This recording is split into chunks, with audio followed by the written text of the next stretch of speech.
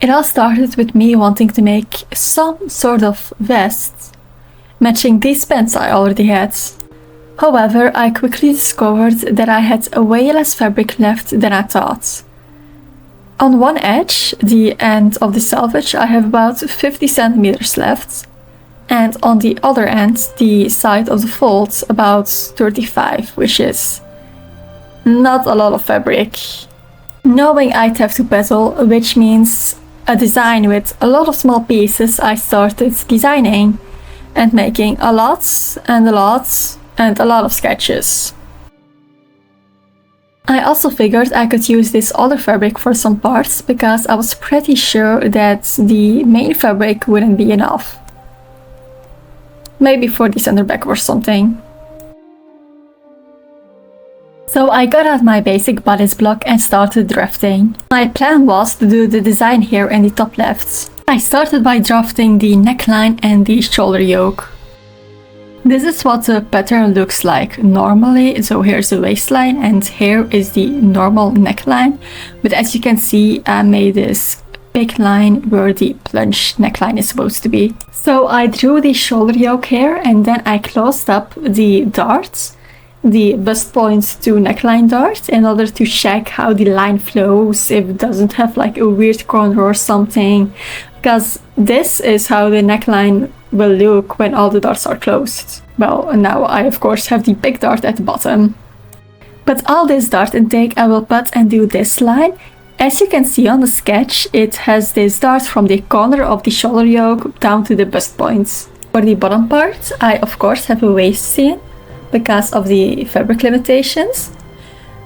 I usually don't, but this time I'm going to take advantage of it and I'm going to do a little bit of a peplum. I put my pattern pieces on the fabric as I made them and quickly realized it really wouldn't be enough for a whole vest. Maybe I could get some of my narrow pieces out of that long strip on the side, but other than that I was at wit's end. This piece would still have to go in there, but there just wasn't space. This was barely fitting in. This piece, this needs to be on the folds. This needs to be here, there's no discussion. Of course, this small bit would just fit about anywhere. And then these big pieces, well, I don't think I need to do much explaining. So yeah, experimenting with the small strip and also the older fabric it is, I guess. Fortunately, the narrow strip is, well, narrow, and it also has this quite annoying, very cold selvage, and I would be very careful that this is in the seam allowance and not visible on the outside. So considering that, only this piece was able to fit in there. I also experimented with maybe splitting this piece in two, but I still struggled with the selvage. It was very borderline, like this would fit in here, but then the other one wouldn't exactly, and it was a real struggle. So yeah, also using this fabric it is. Now the question was, how was I going to design this in a way that having a different fabric made sense? My solution was putting the different fabric in the back, which actually sort of historically makes sense. The cupro being the blue lines here and the normal fabric being the green. This way I would have more than enough fabric. So I was going to split this in two after all. Out of the narrow strip I would still be able to get sort of the side of the back, and then the mid back and the center back, and of course also those of the skirt would be the cupro. Because the skirt I would also be splitting into right here. With all of that in mind, I made a toile. Both for me to check the fits, which wasn't quite perfect as you can see, like it was simultaneously too big in the waist but it didn't have an overlap, so then I used the amount it was too big in the waist as the overlap. So that was some funky stuff, but also just for me to decide if I actually liked the style. One other thing that I saw was that I needed to do more bust intake because of the deep neckline, And this plan of having like a gather for the bust seam also wasn't really going to work. It was very pointy and such. But the style I also really loved. I was a bit afraid of the waist seam and the peplum because I have this whole like vertical line thing going on. Like I am like narrow and people always think I'm taller than I am. They always guess I'm like 1 meter 70 something while I'm 1 meter 65. So I want to like accommodate my vertical, but I was pleasantly surprised. So I started with my alterations. First, of course, making the bust start a little bit bigger because it is a deep neckline. This is called contouring. I needed to make this line straight again. But first I needed to do the alterations at the bottom, namely adding the overlap in the center front here. So I needed to do that before making the line straight because the direction would have to change a little bit. And of course also taking the waist on the sides. I needed to remove 4 centimeters total, so 2 on each side, 1 in front, 1 in the back. That is what I did here. I added the overlap, I straightened out the line, I changed the bust pleat into a bust start, and I removed 1 centimeter in the front and now also 1 centimeter in the back. Those were the alterations. After a lot more puzzling, this is my cutting layout for the main fabric. So I have the front pieces, the yokes, and the side back. And here are also the facing pieces for the fronts. And then here is the cupro fabric. Here are the yokes again. Instead of having facings, these would be doubled in this fabric. Then there are the center back bodice pieces and the center back skirts, to which I added some extra pleating action because I had enough fabric for it, so why not? For the bodice front I also made a separate lining pattern. For all the other pieces it wasn't as necessary.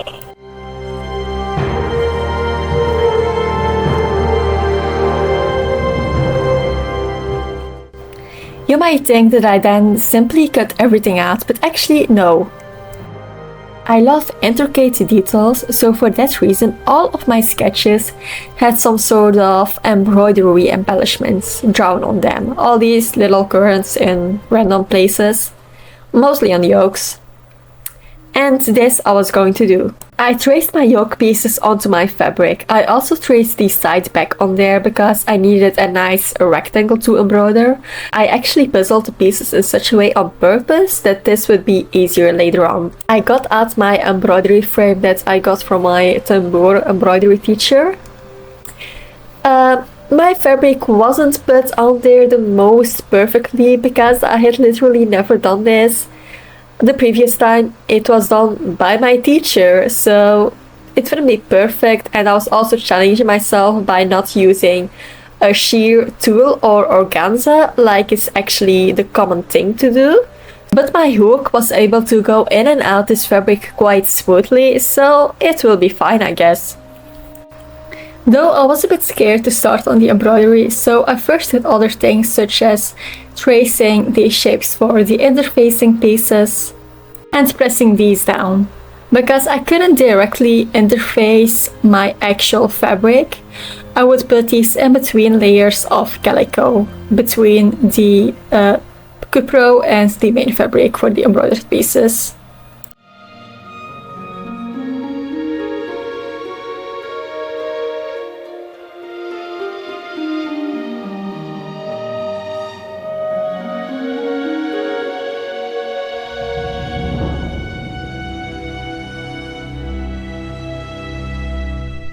Some more preparing, such as marking the bust points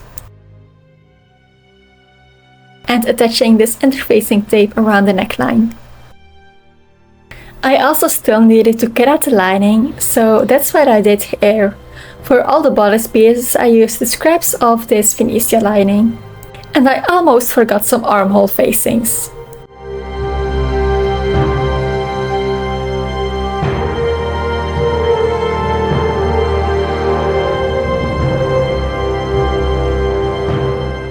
And this is the lining fabric for the peplum.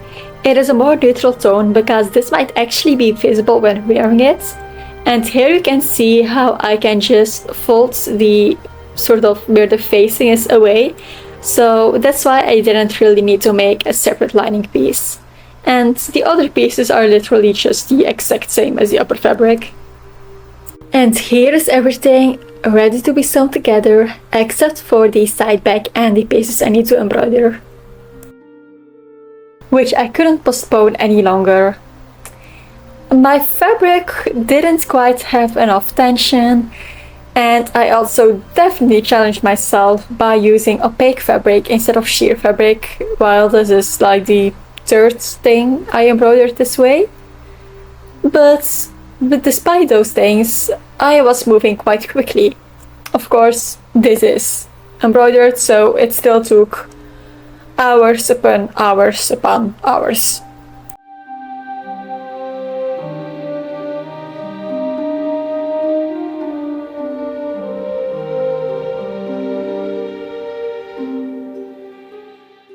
I challenged myself even further by also trying to do some sort of applique with scraps from the Cupro. And I used different colors of threads to make it all blend together better. Then it was time for yet another row of threads with this metallic copper thread I got from Broderie Plaisir.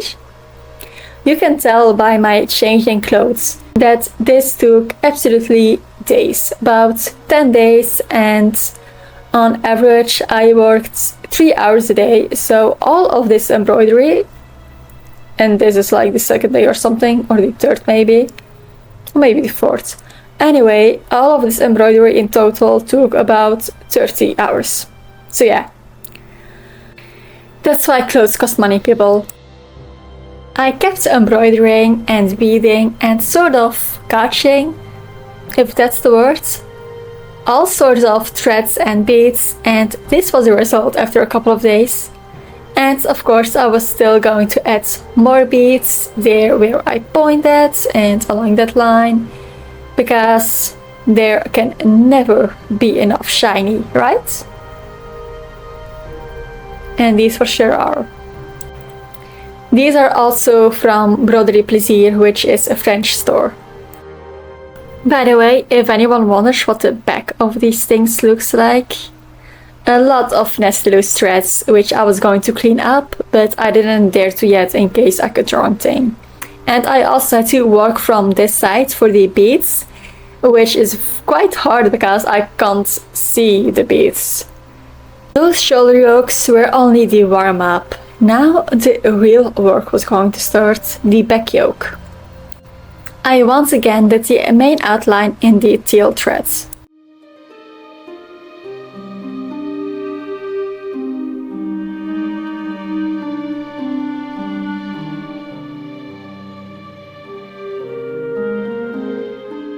Looked a bit blah until I started adding my trustworthy metallic details again. As you can see in the bigger sort of flowers on the side and in the center, I also did this thing where I had this thicker gold yarn, which I sort of made stick to the fabric by going over it in a zigzag pattern with my normal threads.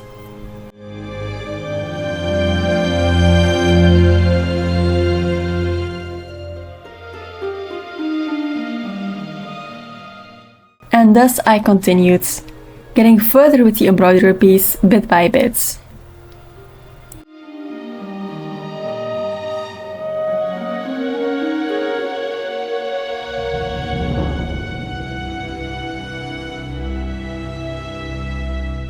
For the pearls I had to work from the back, which was quite messy with all the old threads in the way.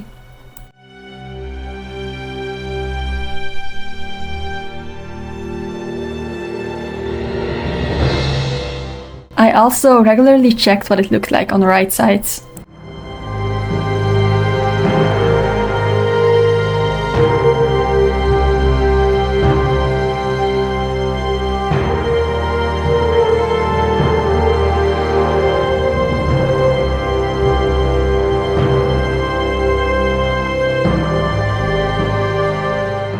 Then it was finally time to get it out of frame, which was equally nerve-wracking to putting it on there. But fortunately nothing bad happened with the tension or something. I still had a few pieces I had to put pearls on because I didn't want to do those the tambour way because there are only 1, 2, 3 to 4 pearls in a row. But other than that, the embroidery was finished. So it was time to cut out the pieces. For the embroidered pieces, I had drawn on the contour of the pieces, so that was quite easy. I just needed to follow the yellow lines. And the back piece, I just sort of puzzled in between, knowing it should be able to fit there, and it did. It was time for the actual sewing, starting with the finishing of the edges, aka serging. I would only do this for these skirt pieces, because their seams would be exposed in the end. I didn't bother doing it for the bodice pieces because all those seam allowances would be tucked neatly away. And of course, ditto for the skirt lining pieces.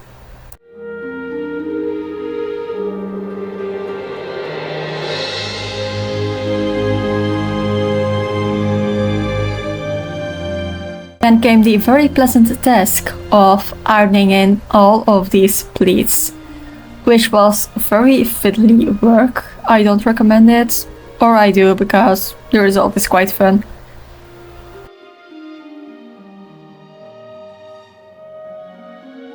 This I did for both the lining pieces as well as the upper pieces.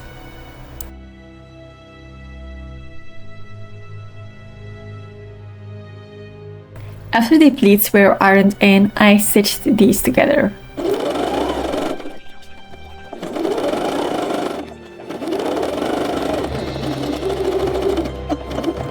As a continuation of this, I of course also stitched the bodice pieces together.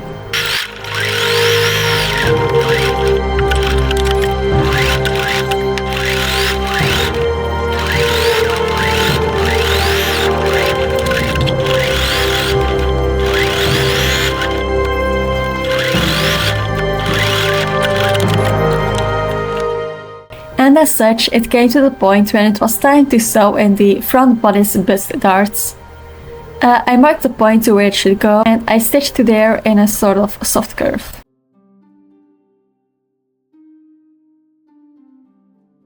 Or not, because of the quite big dart intake, I found results a bit too pointy, so I stitched further and then I had to repeat the same shape on the other piece, of course. I realized I forgot to do that fixating the pleats thing before attaching them to the bodice, so that's what I did first.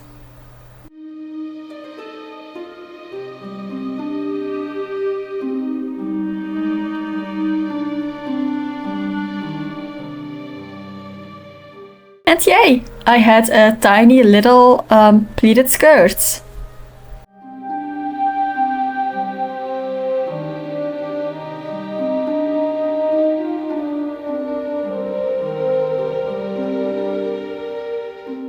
Couldn't keep my curiosity inside. I really wanted to also try to pin on the embroidered pieces to have a little peek at how it would look in the end.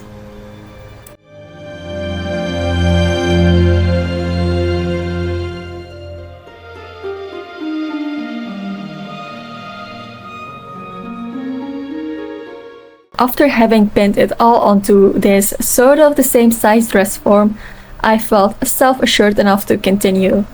The first thing I did was sewing on a piece of boning into the bodice side seam, just like in the seam allowance.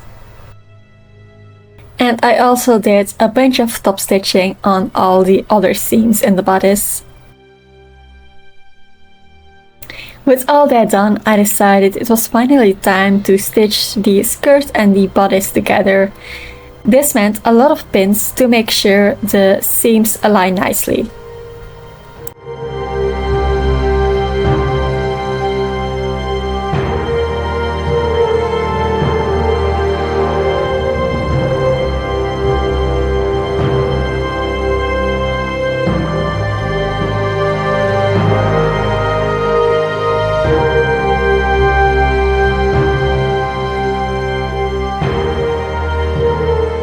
The next step was connecting the embroidered pieces with the interfaced calico.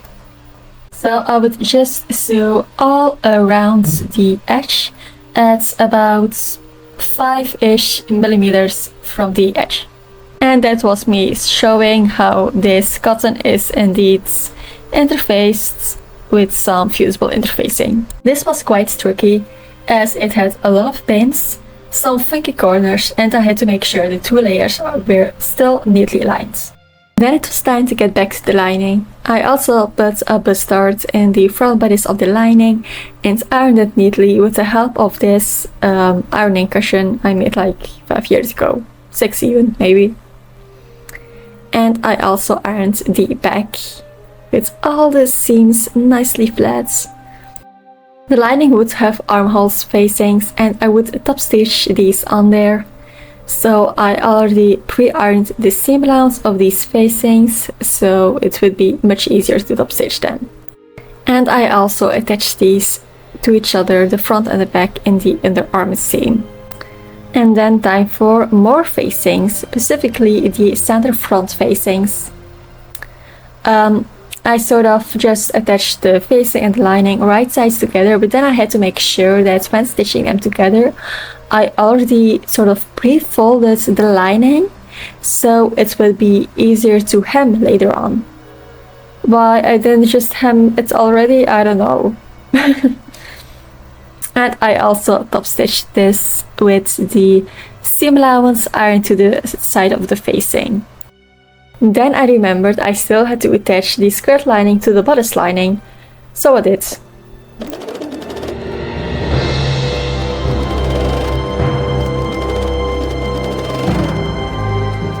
Then it was time for something I had delaying for way too long, attaching the lining and the upper.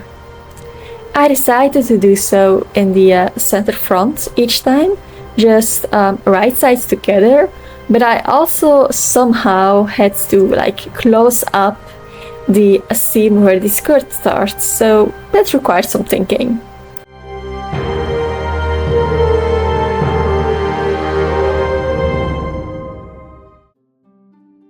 After taking things apart, experimenting with pins, maybe sewing a short end, I finally figured out how to close up this waist seam. I simply attached the seam allowances, but because I couldn't get to the center front, I left this a little bit loose, and I would just stitch in the ditch at the waist seam and nobody would be able to tell, and it would be neatly closed still. As you can tell, this last part of the video is really just a bunch of random finishing touches, including hemming, of course. Because I sort of pre-folded the lining would be quite easy enough. It is just 1 centimeter turned around twice, and here I have this little fold because of the quite sharp corner. But the upper was a bit trickier because I had cut the upper and the lining to the same length. I needed to use less seam allowance for the upper, so I did a sort of rolled hem by folding over a couple of millimeters, stitching the folds closed with like a 1 millimeter stitch from the edge, then trimming the excess, folding it over again, and stitching it again, making this the result. As you can see, the lining is a little bit shorter, precisely what I needed. It isn't so beautifully finished everywhere, I must admit. This is because of the snips I had made into the fabric to show where the folds, where the pleats should be, but it isn't really visible on the outside, so being consumed by the hem, I completely forgot I still had these armhole facings to attach, so I did that first. I attached the edge first by just sewing all around, like sort of a stay stitch basically. And then I would top stitch the facing onto the lining fabric by top stitching around the edge on 1-2 millimeters. After this was done, it was time for more ironing, of course. As I was working upwards from the hem to the armhole, it was also time for the yokes. Yikes, basically. Because I pretty much made this as hard as can be on myself by wanting to stitch a bunch of corners. Corners that had to be very precise. and in the exact right spots. And cutting into the corners and like doing some weird turning around the pieces when half of it is under my machine. Luckily I had this friction pen so I could drew down all the seam allowances very precisely, and it ended up sufficiently good. Sufficiently, as you can see, not precisely perfect, but nobody sees, right? I also had to do the back yoke still, which luckily didn't have as many corners. Only one, and it is quite shallow.